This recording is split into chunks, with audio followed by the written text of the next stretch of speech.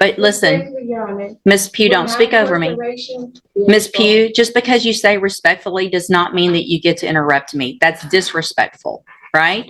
Hang on. Listen, Miss Pugh, stop talking over me. If you want to stop talking over me. Where is the verified claim that is being placed against my trust? You can go back with the bailiff. Go back with the bailiff. Get your own attorney or represent yourself if you don't like it. All right, folks.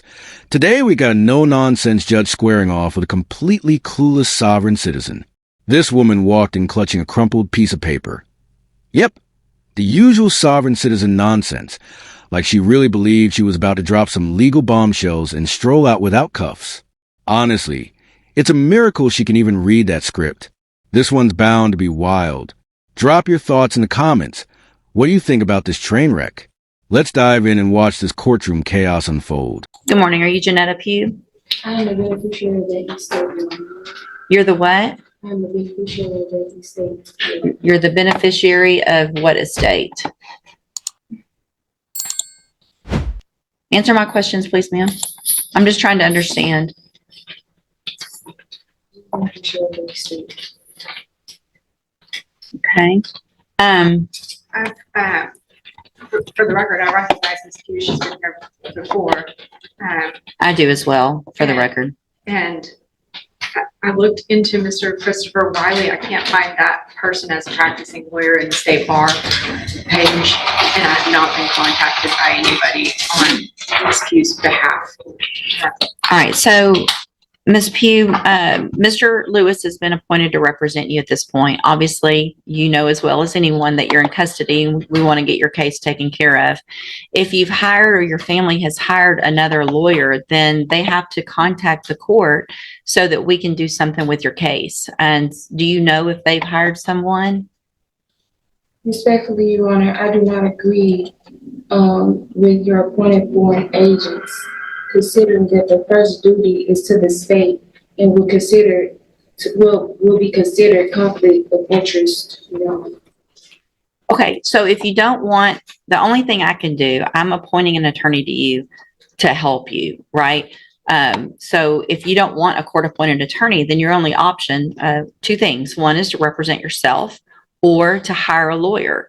So if you don't like the way it works, then you do something different. So are you, listen to what I'm saying. Are you either going to represent yourself, or are you going to let Mr. Lewis represent you, or are you going to hire someone? Objection, Your Honor. Respectfully, is this a court of record? It is a court of record. So your objection's overruled. Okay.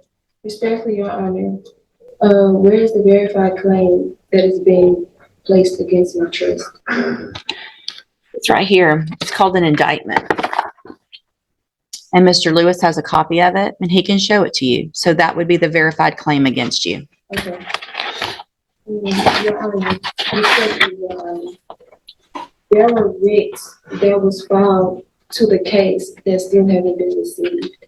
I've received your petition for writ of habeas corpus, and it's denied. Okay. Respectfully, Your Honor, I demand to be released due to lack of evidence of stated claim and not being given the proper opportunity to obtain proper counsel to effective defense. It's overruled. Okay.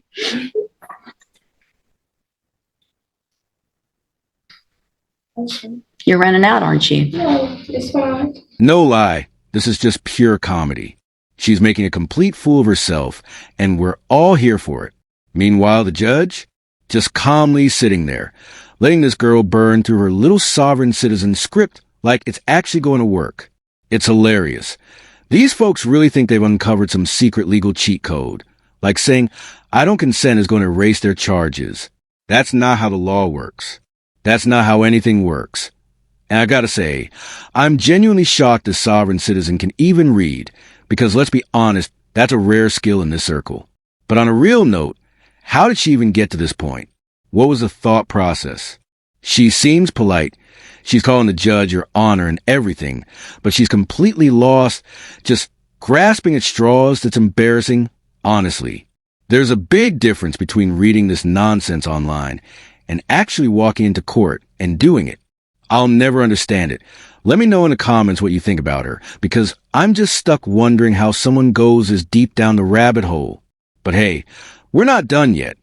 So let's jump back in and watch the rest of this disaster unfold. Here's the thing, Miss Pugh. I appreciate your position, but listen, Respectfully, Your Honor, Miss Pugh, don't with my speak over me. incarceration- Respectfully, Your Honor, with my incarceration. Miss Pugh, just because you say respectfully does not mean that you get to interrupt me. That's disrespectful, right? Hang on, listen to me. Everything you have there is overruled. And here's one of the reasons why, is because you have a lawyer. And your lawyer will file the appropriate motion. You're interrupting me again, which is disrespectful. So I'm going to leave Mr. Lewis as your attorney unless you choose to represent yourself or hire someone else. I'm going to give you 2 weeks to determine what you're going to do. You can go back. You can go back with the bailiff. I do not agree or comply to your appointed. Go back. Agents. You already said that, and that's overruled. Is to the state. Go back with the bailiff. Get your own attorney or represent yourself if you don't like it. Yeah, that was embarrassing. But hold up, because it's not over yet. This sovereign citizen actually comes back for a second hearing. And don't worry, I've got you covered with that one to a T this point. The judge honestly deserves an award for patience. Dealing with someone like this is like arguing with a brick wall. Except the brick wall thinks it has a law degree from YouTube University.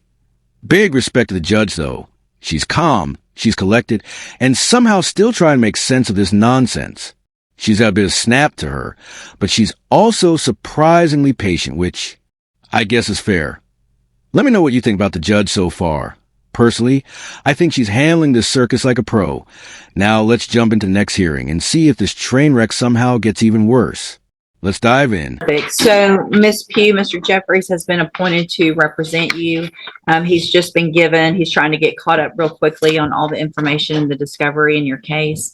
I'm going to reset your case so that he can get all of that. Once he gets it, he'll be out there to go over it with you, and we'll see if we can get an announcement at the next court date.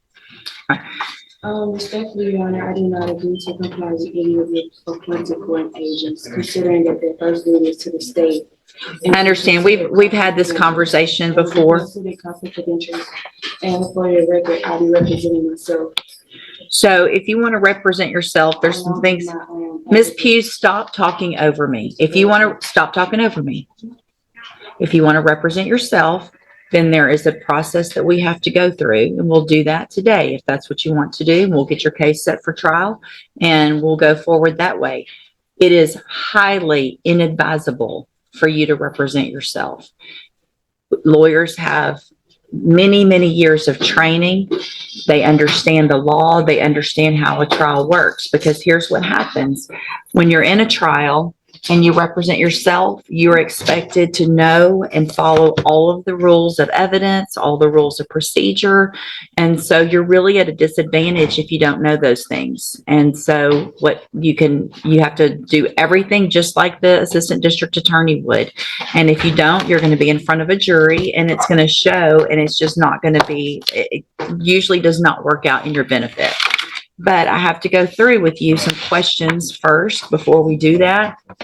And then if you still want to do that, then there's a couple of couple of options, and we'll go over those as well. Okay. So I am supposed to ask you, I'm going to go through these questions. I need you to answer them if you want to represent yourself, because this is required. All right. So have you ever studied the law? Okay. Have you ever represented yourself before in any kind of criminal matter? Okay. Do you understand the charges against you? I know we've been accused of. Okay. And so do you know, and we've gone over before, I think, what the range of punishment is if you're found guilty on a jury? Do you know what that is? Let's see. Hold on a second. Let me pull you up here. We'll go over that again as well. The date of that allegations from June 22nd of 2021.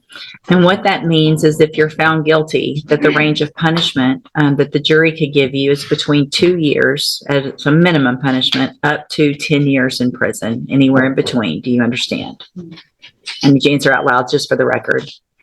Do I understand? No, I don't understand. What do you not understand about that? I swear on everything. I knew she was about to say that. At this point, these sovereign citizens have literally infiltrated my brain. I'm not even kidding. Breaking down their nonsense every day is making me lose brain cells one by one. They're just so painfully ignorant and insufferable, it's honestly hard to watch. And while, yeah, some of them probably have real mental health struggles, it doesn't change the fact that they're out here wasting everyone's time. Courts, law enforcement, those are limited resources. And these people think it's all just a game. Also, side note, I'm kind of shocked she didn't bring her little script this time. Maybe her stay under county jurisdiction taught her to memorize the nonsense. Growth, I guess. But here's the kicker. If she actually tries to represent herself, she's probably staring down 8 to 10 years. So let's dive back in and see if she really wants to go down with a sovereign citizenship. Spoiler, it's not looking good. I don't understand, Your Honor. So here's the thing. If you want to represent yourself, by law, you have to be able to understand these things. Otherwise, I've got to appoint an attorney for you. So you can't just say, I want to represent myself because I don't like the attorney or I don't like the process. This is the process that you're in.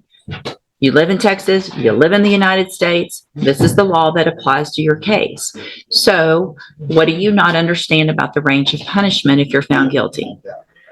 And I'd be glad to explain it. I don't understand because I haven't did anything wrong. That's what a jury's for, right? And so if you say you're not guilty, then you go in front of a jury and they determine after they listen to the evidence if you're guilty or not. That doesn't have anything to do with if they find you guilty, you understanding that they could send you to prison for between 2 years and up to 10 years. Do you understand that part?